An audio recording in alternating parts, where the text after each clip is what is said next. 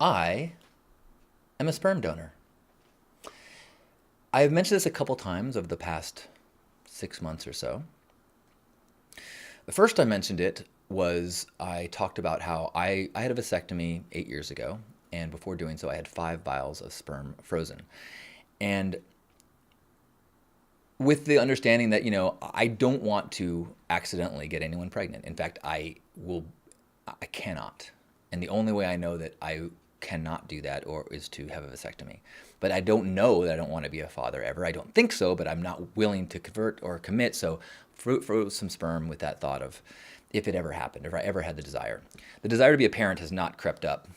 But at some point last year, I did start to feel what I've described as like a genetic ache, kind of like the masculine version of a biological clock. Like I wasn't desiring to be a dad, but I had this feeling of like I should play my part in the grand experiment of humanity. I should, my ancestors have worked hard and their talents and their genetic material got to a place that survived and allowed me to thrive.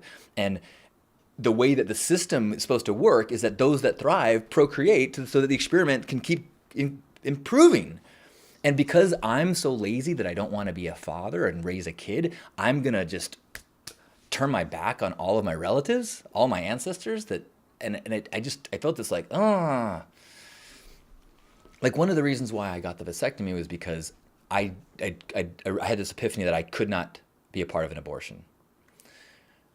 I'm pro-choice, aggressively pro-choice, but my choice is that I do not want to be a part of that decision.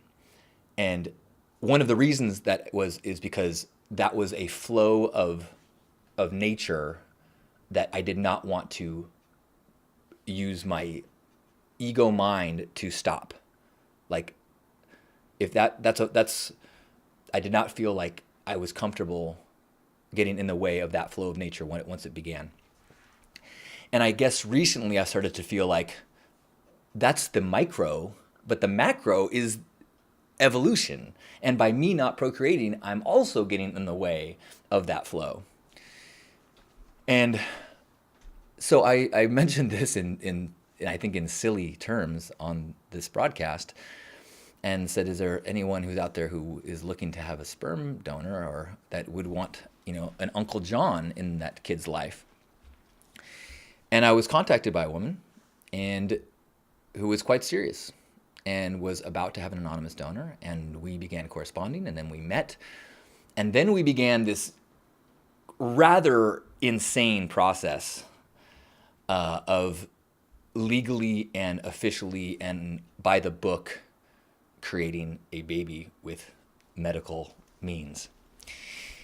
Because I'm not sure if you're well versed in the birds and the bees story, but that's a pretty simple process, at least in the steps required. A woman goes to a bar and says, I hate condoms, but I'm super horny. A couple days later, she's pregnant. At least that's how it was described to me. Or some version of that. You know what I'm saying? However, if you want to do it officially,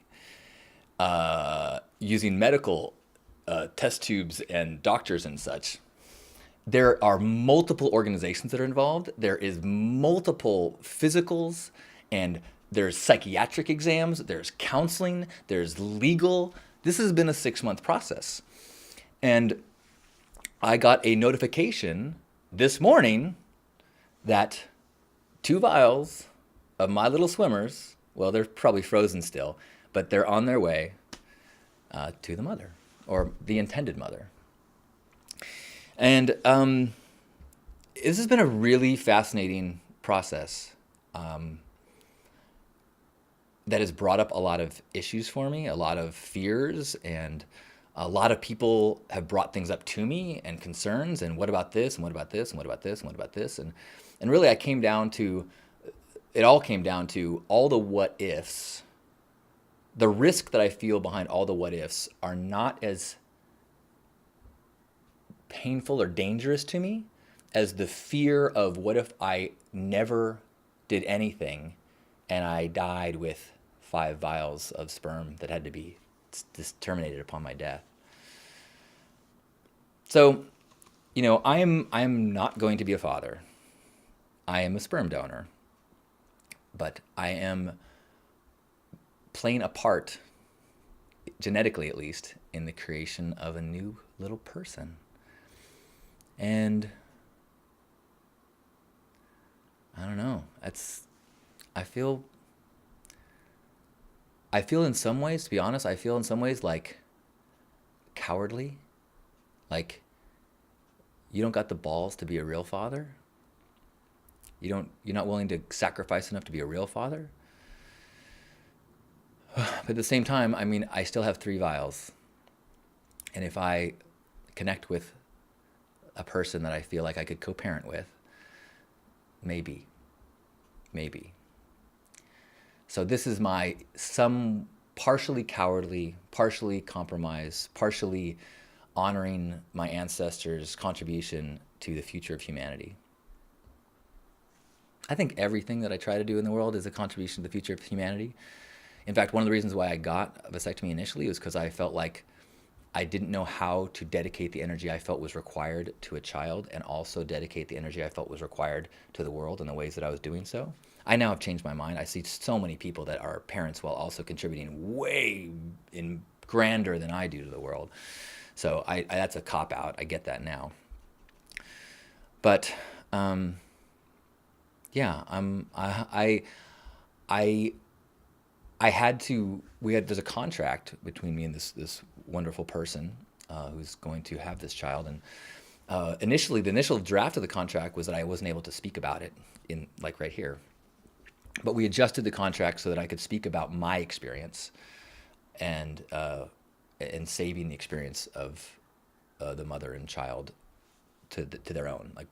That's the way I always try to treat Hug Nation and my vulnerability and sharing, is that I share my story. And if I share if someone else is a character in the story, I try to make it so that they are unidentifiable, that just is a place mark for me to reflect upon experience that I can share, because I don't have the right to share someone else's experience. But now my experience does overlap with one and soon to be 2 other people, as well as so many other people. My family, my actions have affected them for many years, much to their frustration. So we will send positive fertility thoughts and healthy growth thoughts and loving future thoughts to all those involved and all of you as well. I love you.